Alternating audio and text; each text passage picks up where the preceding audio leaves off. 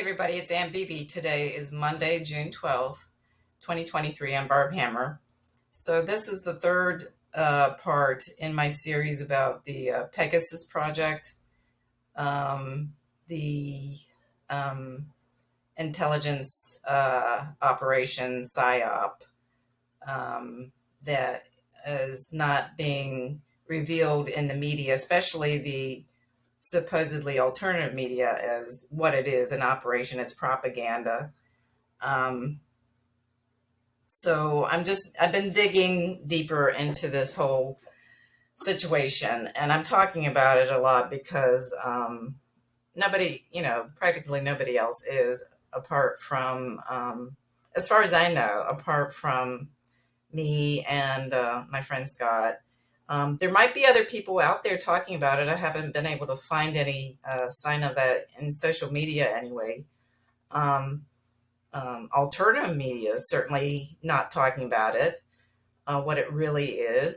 Um, they, at best, will dance around the subject, um, but they sort of are parroting the same thing as what the mainstream media is saying, propaganda. They're repeating propaganda. So how can they be alternative media? I don't know. That's puzzling. So there might be other people out there talking about this or knowing about this. I don't know. I have found one story in sort of alternative media from India, which I will talk about in another video. But even they include some disinformation about a source, but that's the best thing I've been able to find. So today I want to talk about the operation, get into the operation behind the Pegasus Project, which is a story about Israeli spyware, supposedly from an Israeli big tech company. It's spyware malware that's infecting smartphones of dissidents, journalists. These are regime change assets, really, propagandists. So blaming this one Israeli company for some reason, and I talked about that in my previous video, and distracting from the fact that Western intelligence, U.S. intelligence, and Silicon Valley big tech is doing the same thing against actual ordinary people, dissidents, and that was mentioned in a previous video. I talked about that. It was an RT article. In Russia, they discovered that Apple phones, iPhones, were being used against people in Russia, including foreign diplomats, and so Apple and the intelligence community, they work together. So this Pegasus project is all distraction. And I clued into this a couple of years ago when the story was being published in mainstream outlets. So Edward Snowden, who was a CIA operative, so 10 years ago, that whole Glenn Greenwald in mainstream media was pushing this story about, this NSA contractor. No, Edward Snowden, CIA contractor, private contractor, working at an NSA facility. So it was all about, look what the government's doing, look what NSA is doing. And the whole, this psychological operation was to push privatized mass surveillance. So people get fixated on what the government NSA is doing, and they don't see the big picture, what's really going on, privatization of mass surveillance. So today I'm going to talk about the media partners, mainstream media partners, for this Forbidden Stories is the operation that is behind this Pegasus project. Forbidden Stories is based in France. And people don't realize French intelligence is a key partner.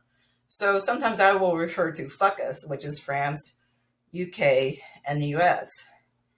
And you don't hear very much about France's role. People always think it's the Five Eyes Anglos. Well, France is a very important partner in military and intelligence operations that the West conducts around the world.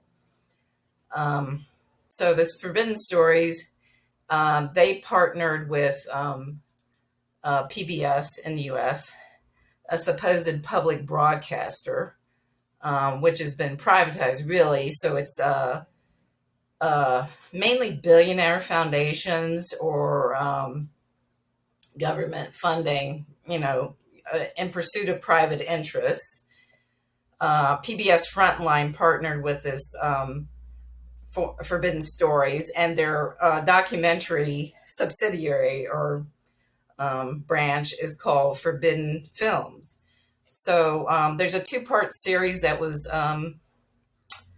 broadcast earlier this year from PBS Frontline in partnership with Forbidden Stories, Forbidden Films, about the Pegasus Project, this global spyware scandal exposing Pegasus. Yeah, so the NSO group, an Israeli corporation, is behind the Pegasus spyware. So it's this two-part. And I like PBS Frontline. It is very slick propaganda. I love watching PBS Frontline. They're very good. And you can learn a lot from their propaganda, as long as you know that it's propaganda. Anyway, so let's look at Forbidden Stories. So this is their website. So today I'm just going to look at their partners, their media partners. Little background. So I laugh at this About Us page. Won't kill the story, right? Sure. So they're a network of journalists, and they're here to protect, kill, pursue and publish, kill the work of other journalists facing threats, prison, or murder. Well, the thing about the Pegasus Project is, so it demonizes the governments of targeted countries for regime change. It portrays dissidents and propaganda, dissidents and journalists, really propagandists or regime change assets, really. So it's portraying them as journalists. They're not. It's probably sucking in legitimate dissidents and journalists. And I wonder, so they exploit journalists that have been killed, but I do wonder if they have not gotten journalists killed or disappeared because of this operation. What we do protect. Yeah, ha, ha, ha, ha. Yeah, sure you do. And so the Pegasus Project, the story was up. 50,000 phone numbers were leaked. The source is unknown. They never say who the source is. There is a story that an insiders from the NSO group, which produces this Pegasus software, has leaked information. Okay, yeah, sure, okay. They have the SafeBox network. Yeah, SafeBox is the opposite of safe. It's a honeypot. So these phone numbers were leaked to them in 2020, and then the story, they worked on it, trying to identify the numbers, attach them to figures, and that's another funny, those are funny stories, or I'll get into in another video. And then they were trying to get people to give them their phones or mobile devices or computers to see if they had been infected. Yeah, right. People, even in the PBS documentary, they were on the phone, and some people were saying, "No, I don't think so." The smart people said no. Consortium here, publish. Yeah, keep stories alive. Right. So this is a meeting. This picture is a meeting in Paris, which is very expensive. There's big money behind this operation. You can see that. Like, real journalists don't have this kind of money to have offices in Paris, a very expensive city, and to have this kind of, these offices and staff and, yeah, and it's partners. Yeah, it's partners.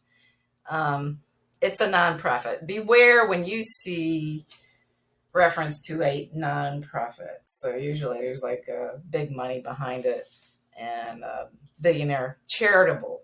Yeah, charitable foundations, billionaire foundations. Oh, the other funny thing that is this Freedom Voices Network. So they're registered under the name of Freedom Voices Net. Freedom Voices Network, I learned, is connected to the CIA billionaire Pierre Amidyar network, and there's a Snowden connection there. So Pierre Amidyar rewarded Glenn Greenwald with the website The Intercept. The Intercept, yes, and it's a honeypot too. So yeah, freedom, and whenever I see that term freedom or liberty, it's just code for regime change. Um,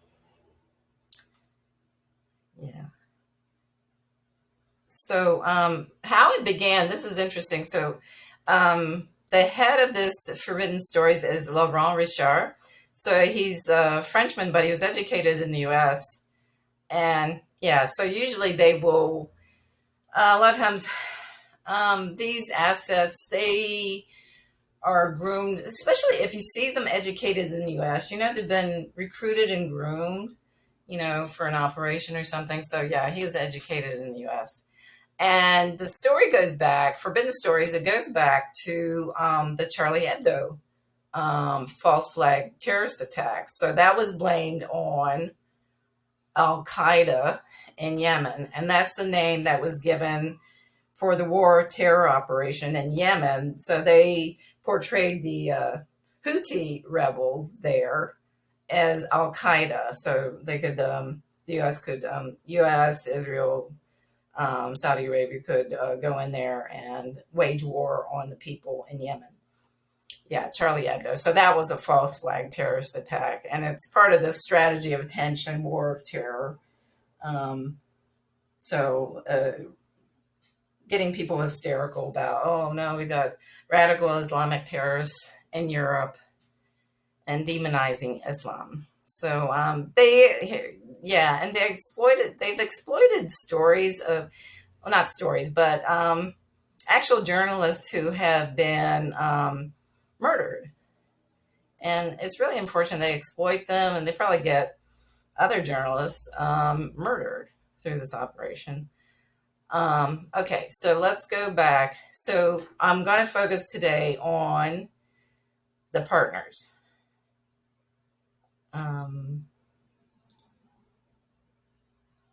So these are the media outlets that worked with them and published stories about the Pegasus Project, the Pegasus spyware that was. So Connect, Belgium.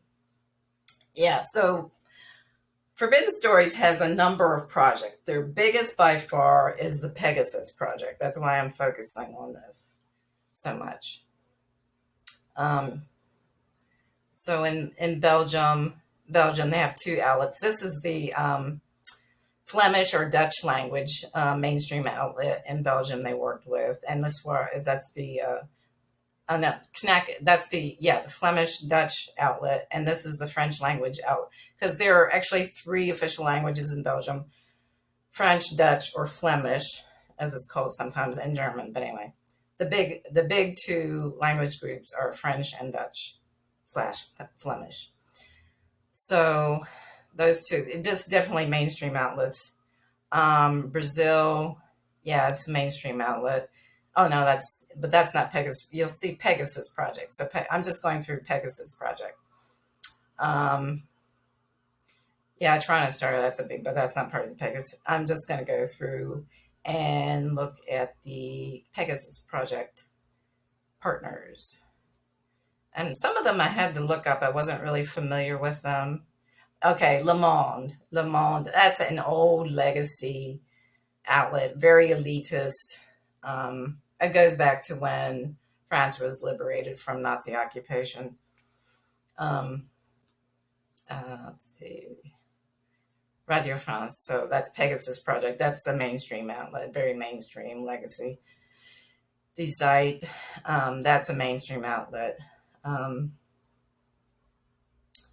and Süddeutsche Zeitung. That's yeah, Pegasus Project. So what's interesting about that one? Oh, this outlet um,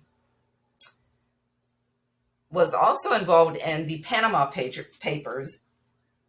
So whenever you see the term leaks or papers, like the Pentagon Papers, that was an intelligence operation, Psyop. And that was to blame the Pentagon for Vietnam and distract from what the CIA had done in Vietnam. So, yeah, Panama Papers was another leak to demonize certain leaders in targeted countries or the governments. Um, Going down. I'm just looking for the Pegasus. Direct 36. Now, this is in Hungary. This is an operation, a propaganda outlet that demonizes the Viktor Orban government. So Viktor Orban, he's sort of a right populist, and I'm not a big fan of his, but I know he's demonized because he goes against the NATO EU narrative against Russia in Ukraine. He also kicked out the Soros Foundation, kicked out George Soros, billionaire George Soros, had a university in Budapest, Hungary, and Orban kicked that out. So this outlet is used as propaganda against the Viktor Orban government. Mm. The Wire, that's a mainstream outlet in India that has really pushed the Pegasus Project. Haaretz is a mainstream outlet in Israel. So it's kind of interesting how they are demonizing the NSO group, and there are all these other big tech Israeli companies that are competitors. Let's go down here. Oh, Daraj. Daraj is an interesting one. Daraj has, I have to turn on my light here to see. I have notes here. I'm trying to refresh my memory here. So Daraj, it's connected to the Washington Post, CIA Washington Post, as I call it. And it's also connected to George Soros's Open Societies Foundation and something called the European Endowment for Democracy, which sounds an awful lot like the CIA's NGO front, the National Endowment for Democracy. Proceso. Yeah, this is another one. So this is kind of like a front for CNN figures. So this is, it's one, there's so many outlets that portray themselves as alternative, but they're just rebranded mainstream outlets. Oh, yes, this Aristegui, I don't know, Mexico. Yeah, these two are just sort of fronts for CNN figure in Mexico.